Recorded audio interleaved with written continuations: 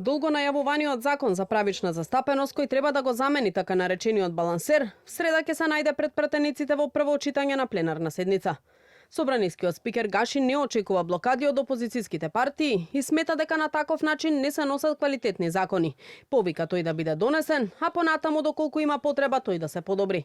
Порача дека законот ќе се носи во редовна постапка и дека ќе се одржи и отворена јавна дебата пред тој официјално да биде донесен. Можеме да дебатираме, да амандаментираме, да предлагаме, да повикуваме, еве имаме свикана јавна дебата по овој закон, ќе ги слушаме експертите, правниците. Ајде да го подобриме законот, не да блокираме.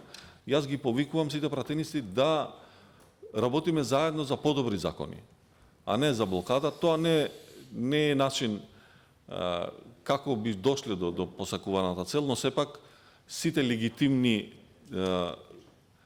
алатки кои ги имаат на располагање сите пратеници, вклучително и опозицијските, можат да ги употребат. Со законот за соодветна и правична застапеност се става крај на злоупотребите кои се правеле со балансерот, порачуваат од владеачката вреди.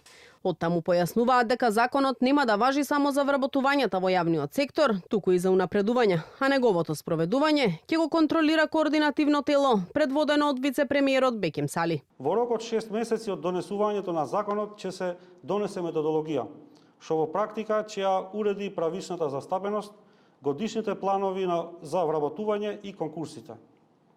Таа ќе се заснова на последниот попис на населението за застапеноста да го одразува реалниот демографски состав.